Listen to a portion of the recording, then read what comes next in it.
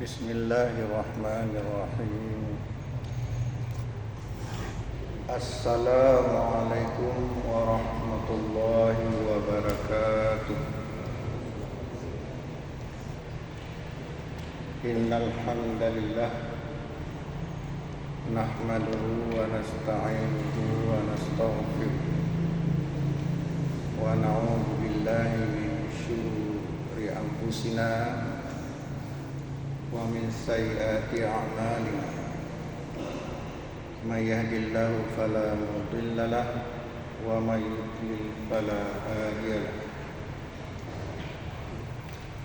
Allahumma shalli wa sallim wa barik ala Muhammad wa ala alihi wa ashabihi wa man tabi'ahum bi ihsanin ila yaumiddin. Allah, jamaah Masjid Baitul Maghfirah yang dimuliakan oleh Allah, kita lanjutkan pengajian kita. Pada pertemuan yang lalu kita telah membahas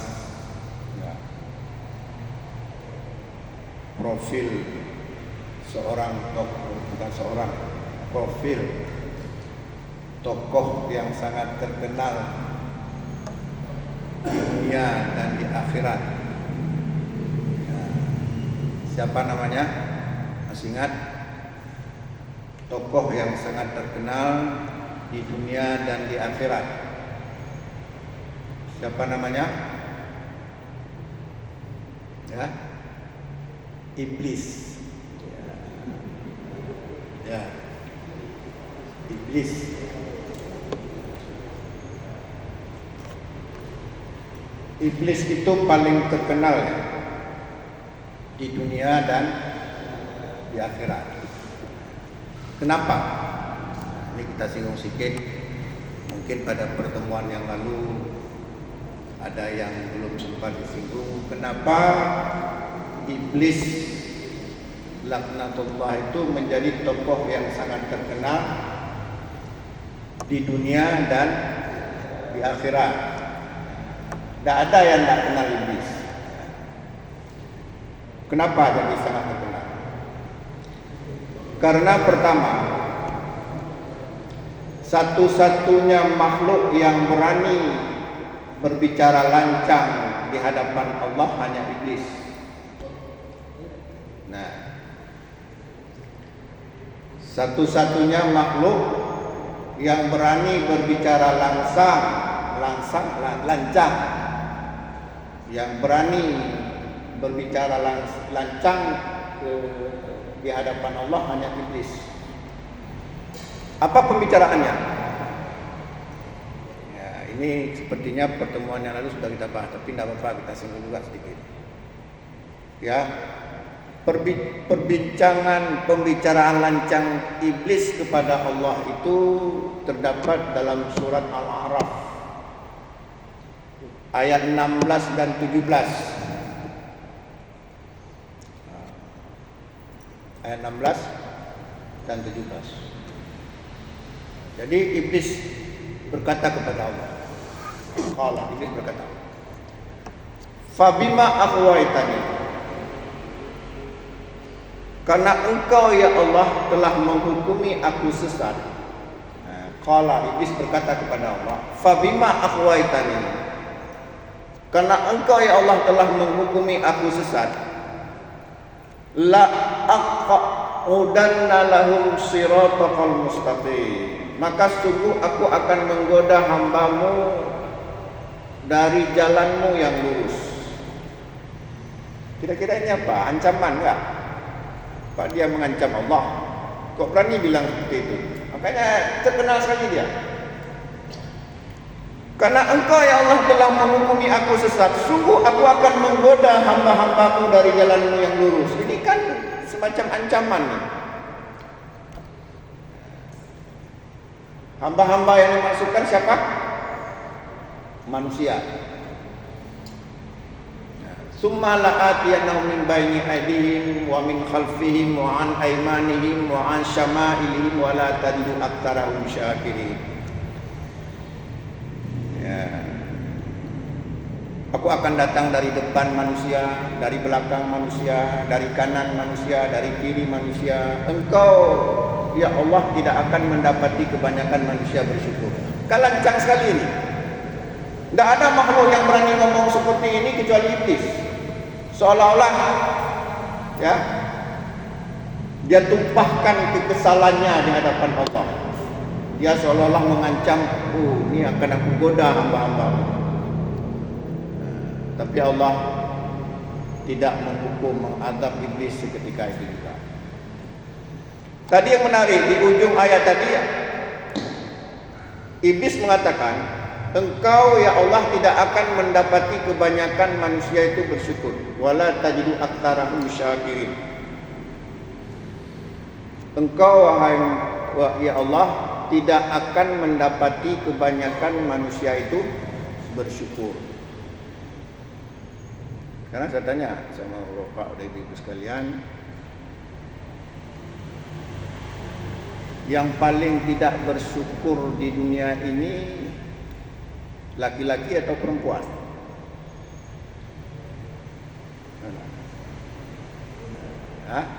Perempuan. Kenapa? Nah, kalau perempuan kita makan badari. Kenapa? Ya. Kenapa perempuan? Ya. Betul memang perempuan. Jadi dalam satu hadis yang sahih diriwayatkan oleh Imam Muslim dan lainnya, Allah pernah memperlihatkan neraka kepada Rasulullah. Nah, Allah pernah memperlihatkan neraka. Kenapa ya? Karena Nabi Muhammad itu nabi. Kata Nabi, dari antara matanya, kata Nabi, fara'aituhu aktsara ahliha an-nisa. Kata Nabi, aku melihat kebanyakan penghuni, ada perempuan ini. Aku melihat kebanyakan penghuni neraka itu wanita. Terkepak tu sahabat. Kalau, faham ya Rasulullah? Kenapa kebanyakan penghuni neraka itu wanita? Para sahabat bertanya itu. Tercengang. Menyodanya badannya itu terkepak. Kemudian Nabi mengatakan, bikufrihinna, karena kekufuran mereka. Lebih terkepak lagi. Kemudian sahabat bertanya lagi, apakah mereka kafir kepada Allah ya Rasulullah? Bikufrihinna billah, apakah mereka itu kafir kepada Allah? Tapi ternyata Nabi mengatakan la, bukan kafir, bukan kufur kepada Allah. Walakin yakfurna al-ashir, tetapi mereka kafir kufur kepada suaminya. Kufur kepada suaminya, enggak bersyukur kepada suaminya. Kemudian Nabi menjelaskan di antara kekufuran pada suaminya kan, sekali saja kita setiap ya, kita berbuat lagi faida ahsanta ya, alaiha, jika kamu berbuat baik sama dia, sekali saja kamu enggak berbuat baik, apa dia katakan? Mara'aitu angka syai'a. Aku tidak melihat kebaikan padamu sedikit pun. Nah, itu perkataannya. Nah, ini maunya didengar oleh perempuan. Nah, berarti ancaman iblis tadi ya, ancaman iblis tadi, bahwasanya engkau ya Allah tidak akan mendapati kebanyakan manusia itu bersyukur. Sasarannya diantaranya yang paling utama adalah wanita. Bikufrihinna, karena kekufuran mereka. Bukan kufur kepada Allah, tapi kufur kepada suaminya. Suami ya dianggap ATM. Pelepeng saat kapanpun pelepeng benar. Banti gohana mepep dari gunung ke tepung. Itu ya, tapi tidak semua perempuan. Tapi kata Nabi itu kebanyakan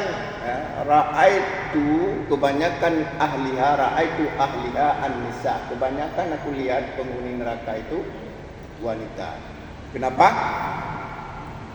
Karena mereka kufur ya kepada suaminya, enggak bersyukur. Ya, udah itu. Ya. Jadi yang pertama membuat iblis itu terkenal karena dia berani apa tadi? Berbicara lancang hadapan Allah. Yang kedua, membuat iblis itu cukup terkenal. Kenapa? Karena dia nggak mati-mati, dia umurnya panjang sekali, sampai sekarang masih hidup. Nah, sampai sekarang itu iblis masih hidup. Nah, ya, sampai sekarang iblis itu masih hidup.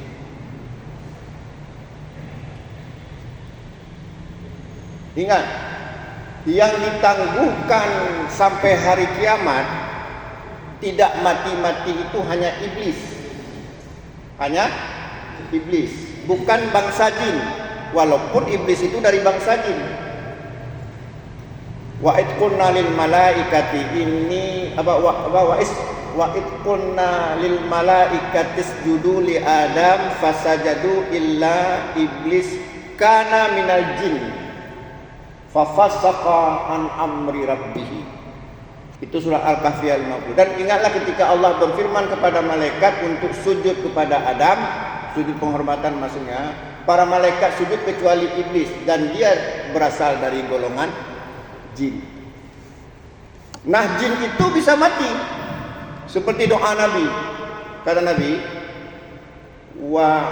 Allahumma wa izzatika a'udzu bi izzatika alladzi la ilaha illa anta antudillani antal hayyu la yamut wal jinnu wal insu yamutun. A'udzu bi'izzatika alladzi la ilaha illa anta antudillani. Aku berlindung, itu doa Nabi. Aku berlindung dengan kemuliaan-Mu ya Allah, yang tiada Tuhan yang berhak disembah melainkan Engkau dari kesesatan yang ada pada diriku. Antal hayyu, Engkau maha hidup ya Allah. La yamutu, Engkau tidak akan mati. Wal jinnu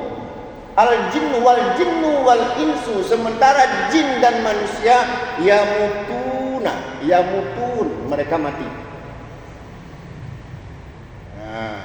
Mereka mati. Hadis ini sahih, diriwayatkan oleh Imam Bukhari dan Muslim. Mati. Nah, yang tidak mati-mati siapa? Iblis.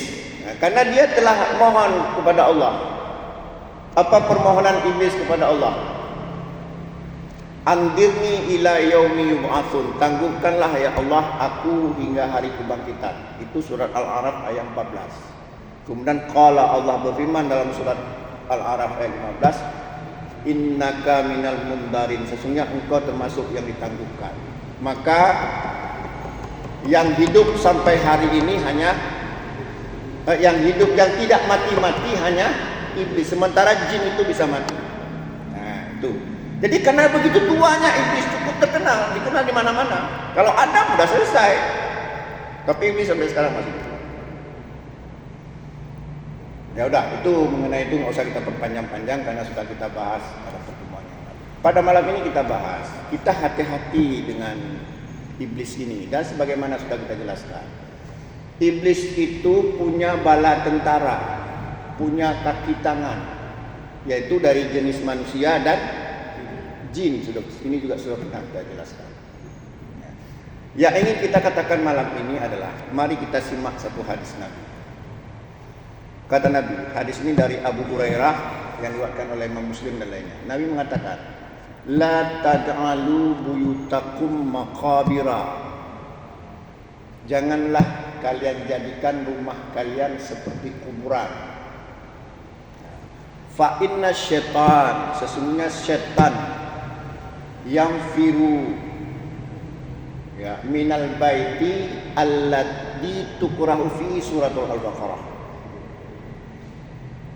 Sesungguhnya syaitan akan lari dari rumah yang di dalam rumah itu dibacakan surat Al-Baqarah.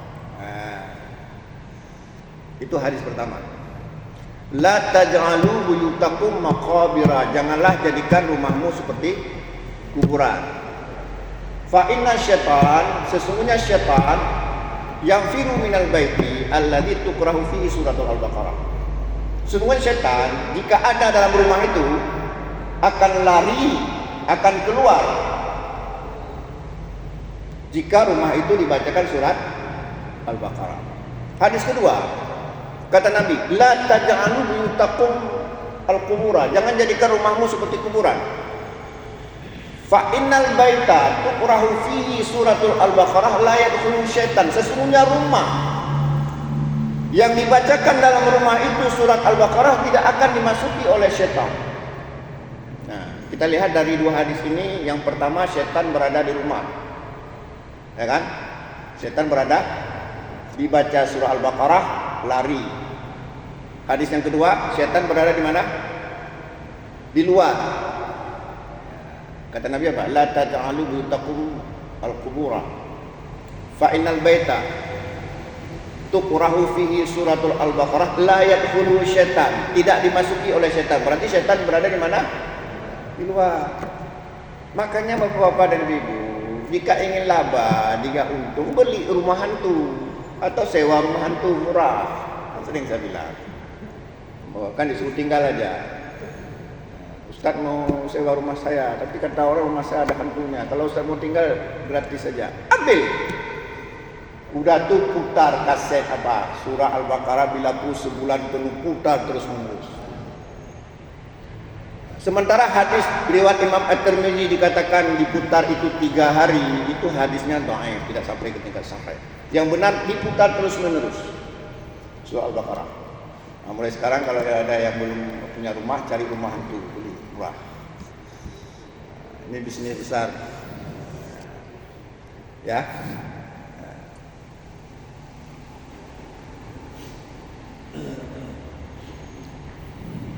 Dah. Kemudian kadang-kadang setan, ini karena ulah iblis tadi itu. Iblis datang dari depan, dari belakang. Karena ulah iblis itu. Kadang-kadang setan mengganggu manusia itu. Khususnya dari jenis jin. Itu masuk ke tubuh manusia. Masuk ke tubuh manusia. Dari mana masuknya? Pernah lihat orang kemasukan? Dari mana masuknya? Di mana dia duduk dalam tubuh manusia ini? Hah? Di mulut. Dari udara. Belakang. Oke kan? Darah. Darah. Apa dalilnya? Hadis ya, dalilnya adalah hadis dari Sofiyah binti Yuhai. Dia menjenguk Nabi di malam hari, terus ada 2 ansar lewat. Cepat-cepat dia, seolah-olah ini ada apa-apa. Kami panggil. Nah, terus kemudian Nabi baru mengatakan, Inna syaitan yajri minal insani majral dam. Sesungguhnya syaitan akan berjalan dalam tubuh manusia itu melalui aliran darah. Hadis ini sahih riwayat Imam Bukhari dan Muslim. Makanya kalau kita meruqyah, tekan pembuluh darahnya, yang kuat-kuat mati belaan orang. Nah, baca ayat apa saja boleh, tapi bagus sekali ayat kursi dan lain-lain. Itu kalau menjerit-jerit itu, coba tes. Cuman syaratnya supaya cepat keluar. Ini saya kasih tahu rahasianya. Ingat penjelasan saya pada pertemuan yang lalu. Kita manusia itu, malaikat saja suruh sujud sama kita. Iblis disuruh sujud. Jadi posisikan kita di atas jin. Jangan kita posisikan kita di bawah jin. Maka salah orang meruqyah. Tolong ya Syekh. Panggil Syekh pula sama jin. Tolong Syekh. keluarlah baik-baik. Makin sombong dia. Makan bilang, oh boleh saya keluar, tapi bawa ayam putih ya. Ini jebak kita ke syirik. Memang itu targetnya dia. Coba kita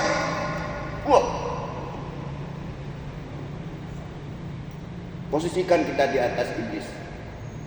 Tapi kalau kita takut, lemah, nggak akan keluar. Sah. Coba posisikan kita. Ini yang datang nih manusia ya. Kamu jangankan kamu itu iblis saja disuruh sujud sama nenek moyang kami, sama kami, malaikat. Apalagi kamu cepat keluar dia. Tapi tolong ya jambah kembah pula. Wah, repot. Bukan seperti itu cara ngomongnya. Nah, coba perhatikan surat An-Nahl ayat 99 sampai 100. Innahu lahu sultanun. Ya gitu.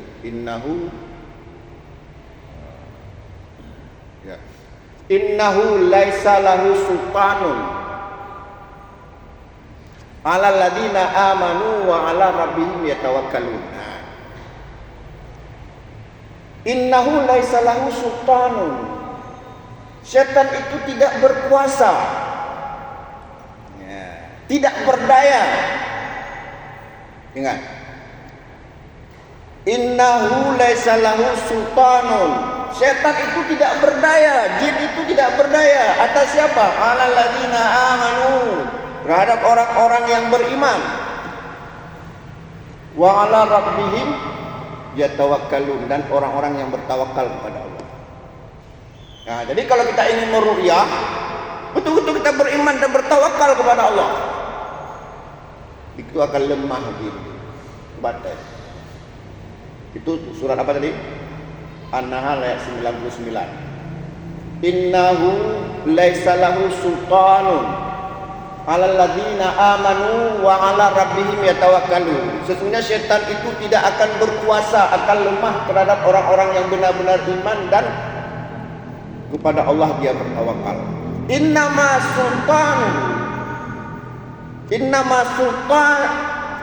sultanu, sesungguhnya justru setan itu berkuasa. Innama sultanu alal ladzina yatawallawnahu, orang-orang yang menjadikan setan sebagai pemimpin. Walladzina hum bihi musyrikun, dan orang-orang musyrik. Itu dia. Innama sultanu, sesungguhnya setan itu berkuasa kepada siapa? Alal ladzina yatawallawnahu, orang-orang yang menjadikan setan itu sebagai teman, sebagai pemimpin. Wa alal ladzina hum bihi musyrikun, dan orang-orang musyrik. Makanya orang yang musyrik enggak usah disuruh ruqyah dia, karena dia akan lemah. Makanya kenapa orang kalau sakit ya kemasukan, dibawa ke dukun itu kan orang musyrik. Maka setan itu enggak akan pernah keluar, makin berkuasa. Keluar sebentar dipermainkan. Makanya jangan bawa ke dukun, makin kuat setannya. Kenapa? Dukun itu syirik, musyrik. Tadi kan jelas ayatnya, setan itu hanya berkuasa kepada orang-orang ya yang menjadikan setan sebagai pemimpin atau teman-teman setia dan orang-orang musyrik. Makanya enggak boleh pergi ke dukun. Nabi juga melarang. Apa kata Nabi? Innallaha khalaqa da'a wa dawa fatadaw wa la tadaw biharamin. Sesungguhnya Allah menciptakan penyakit dan obat. Berobatlah, tapi jangan berobat secara haram. Berobat ke dukun itu secara haram. Makanya orang enggak paham kenapa kadang-kadang enggak keluar-keluar jinnya. Kenapa? Dibawa ke dukun. Keluar pun sebentar. Mekanismenya keluarnya begini. Ini dia kasih contoh ya. Misalnya ada orang kemasukan jin, duduk di ginjal dia, jadi mengikuti aliran darah. Kan Nabi mengatakan tadi apa? Inna syaitan yajri minal insani majrad dam. Sesungguhnya syaitan itu berjalan pada tubuh manusia mengikuti aliran darah. Dia masuk ke aliran darah, duduk di ginjal dia, disko dia di ginjal, sakitlah kita ginjal. Joget-joget dia ditinggal. Apa? Duduk, kocok-kocoknya kita. Sakit kita. Ketika kita bawa ke dokter, dipermainkannya dia. Dia nggak dikocok-kocok, sehingga kata dokter nggak ada sakit nih. Tadi juga ada. Nah, terus akhirnya pergi ke dukun. Dukun tinggal perintah saja khadamnya, jin yang lebih senior dari yang duduk. Yang duduk di mana? Tinggal tadi. Perintahkan keluar, tugasnya sudah selesai. Sembuh memang, tapi sembuh dalam keadaan syirik dan akan datang lagi. Karena dia sudah berkuasa setan itu dengan orang musyrik. Itu di Jakarta ada yang model seperti itu. Ada orang udah dengar orang kampung saya, dia pergi ke Jakarta, dia punya ilmu hitam tuh. Dengar ada perintah benar enggak. Dia praktek seperti itu. Dia guna-gunai anak orang. Atau ada temannya bilang, di sana ada bisa mengobati. Bila sama, keluar. Sembuh. Tapi sembuh dalam keadaan syirik. Bahkan hati-hati ya, kadang-kadang ada praktek begini. Diguna-gunainya entah anak kita, entah siapa. Enggak akan sembuh kecuali kita berobat sama dia. Kita berobatlah sama dia, sembuh. Nanti ketika dia sudah habis uang, tinggal tekan tombol, dia jinnya masuk lagi, sakit lagi, berobat lagi. Enggak habis-habis, makanya jangan berobat ke dukun. Enggak akan selesai masalahnya. Terus apa solusinya? Nah, tadi pertama kita meruqyah, paling bagus meruqyah diri sendiri. Syaratnya tadi apa? Kita benar-benar beriman dan bertawakal kepada Allah. Ingat tadi surat apa tadi? An-Nahl ayat 99 dan 100. Innahu laisa lahu sultanun. Sesungguhnya setan itu tidak akan berkuasa alal ladina amanu, terhadap orang-orang yang beriman, wa ala rabbihim yatawakkalun, dan kepada Rabbnya mereka bertawakal.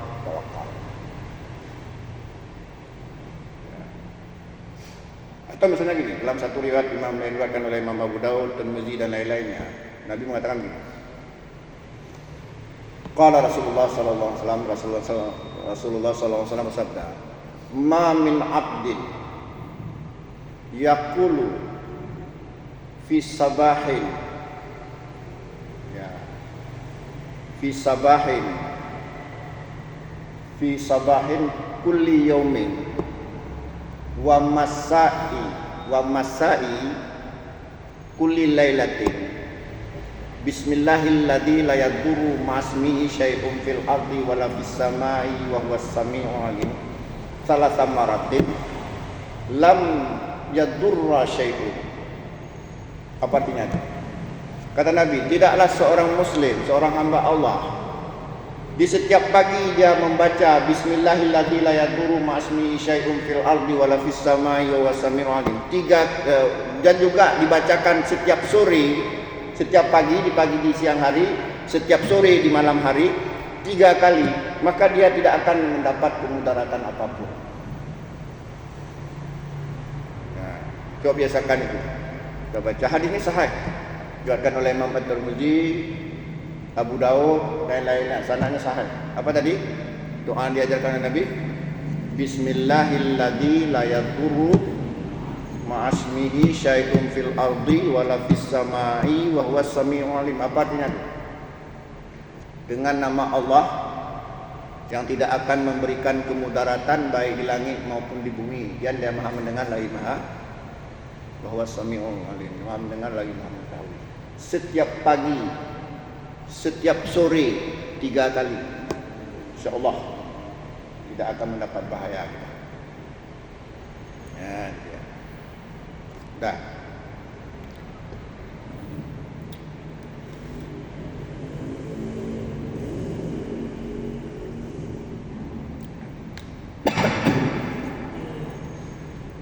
Ya. Kemudian juga ada doa nih.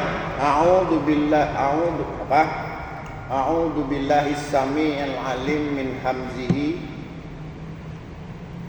wa nafthihi wa nafthihi. A'udzu billahi minasy syaithanir rajim min hamzihi wa nafthihi wa nafthihi. Nah, itu juga doanya sahih. A'udzubillahi minasyaitonirrajim. Aku berlindung kepada Allah yang terkutuk min hamzihi, dari hamzahnya. Hamzihi, hamz ini kalau orang Arab mengatakan kesurupan. Kesurupan. Walaupun ada sebagian mengartikannya bisikan. Kemudian wa nafkhihi, perasaan angkuh yang diciptakan oleh setan. Wa nafkhihi itu syair yang digoda oleh setan. Maka Nabi menyuruh kita berdoa, a'udzubillahi minasyaitonirrajim min hamzihi wa nafthihi wa nafthihi. Atau a'udzu bikalimatillahi tammati min syarri ma khalaq. A'udzu bikalimatillahi tammati min syarri ma khalaq. Aku berlindung dengan kalimat-kalimat Allah yang sempurna dari kejahatan makhluk ciptaannya. Atau a'udzu bikalimatillahi tammati min syarri ma khalaq min kulli syaitan wa hammah wa min kulli ainin wa min kulli ainin lamah wa min kulli ainin lamah. Apa artinya itu? Aku berlindung kepada Allah dengan kalimat-kalimat Allah yang sempurna dari setiap syaitan dan dari setiap binatang yang beracun dan dari setiap pandangan yang buruk. Kenapa pandangan yang buruk? Kadang-kadang syaitan itu duduk di mata. Ketika syaitan duduk di mata, dia bisa melihat syaitan. Makanya orang yang melihat syaitan itu ada syaitan duduk di matanya. Kalau enggak percaya, coba tes. Orang yang melihat syaitan di ru'yah ada syaitan dalam tubuhnya. Saya ada beberapa kali pengalaman. Jadi ada murid saya, tiba-tiba dia menjerit karena dilihatnya ada orang berdarah-darah, teriak. Datang saya bacakan qul huwallahu ahad, saya hembuskan ke matanya, hilang. Kenapa? Kenapa hilang? Karena setan pergi, kita bacakan qul huwallahu ahad. Ada 2 kali saya kasih seperti itu. Nah, jadi ain duduk di mata. Jadi nggak ada indera keenam. Nabi aja nggak punya indera keenam. Orang yang punya indera keenam ada setan dalam tubuhnya, ada jin. Nabi aja nggak punya indera keenam. Ini ngaku punya indera keenam. Itu sebenarnya ada setan, ada jin. Coba diruyah. Nah, jadi intinya kalau ingin mengalahkan jin, kita harus kembali ke posisi manusia. Bahwa manusia itu makhluk paling mulia, paling tinggi, sehingga malaikat bahkan iblis disuruh sujud kepada Adam, baru cepat keluar. Nah ini pengalaman ya, mengeluarkan jin. Jangan kita ditaklukkan oleh setan, keliru. Makanya saya sering bilang, jangan takut kepada hantu. Kalau kita takut kepada hantu, membuat manusia itu lemah. Kita takut pada hantu. Ya, jin aja nggak takut pada manusia. Seharusnya jin yang takut kepada manusia. Ya kan? Seharusnya jin yang takut kepada manusia. Buktinya apa? Buktinya jin bisa melihat kita nggak bisa melihat jin. Apa ayatnya yang menunjukkan jin melihat kita nggak bisa melihat jin? Ayat apa? Surat Al-A'raf ayat 20. Gimana bunyinya? Innahu yaraka, sesungguhnya setan melihat kamu. Ya. Huwa wa qabiluhu, dia itu maksudnya iblis, wa qabiluhu, dan bangsanya. Bangsa apa? Bangsa jin. Min haitsu la tarawnahu, dari tempat yang kamu tidak bisa melihat mereka. Jadi ini misalnya ngintip-ngintip nih jin. Kalau misalnya jin itu nggak takut kepada manusia, itu walaupun memang ada hikmah lain kenapa jin itu tidak bisa melihat kita. Jin itu kan mengintip-ngintip karena apa? Nggak berani bertemu langsung dengan manusia. Itu hikmahnya, walaupun memang Allah sengaja memang kita supaya jangan berhubungan dengan bangsa jin. Makanya kenapa rumah kita penuh dengan jin, penuh dengan setan? Karena kita merendahkan diri, bahkan terlalu rendah. Terlalu rendah kita. Nampak bayang-bayang rusung dah lari tunggang langgang. Bunyi apa? Bunyi tikus sudah kerentang-kerentang. Lemah kali kita. Nah, inilah hakikatnya kita selama ini enggak menyadari. Makanya kenapa syaitan berkuasa pada diri kita. Jin itu berkuasa pada diri kita. Nah, sekarang coba rubah. Usahakan bila perlu jin itu takut pada kita. Mungkin bapak-bapak dan ibu-ibu, mungkin bapak pasti bilang, don on pegah ngah, don rumah kuntilanak, pelung cik, pelung cik, pelung cik. Tapi belum tentu. Usahakan kita harus berani. Ya. Ada pertanyaan silakan. Ada pertanyaan? Nah, ini sudah bersemut-semut nih. Ya silakan.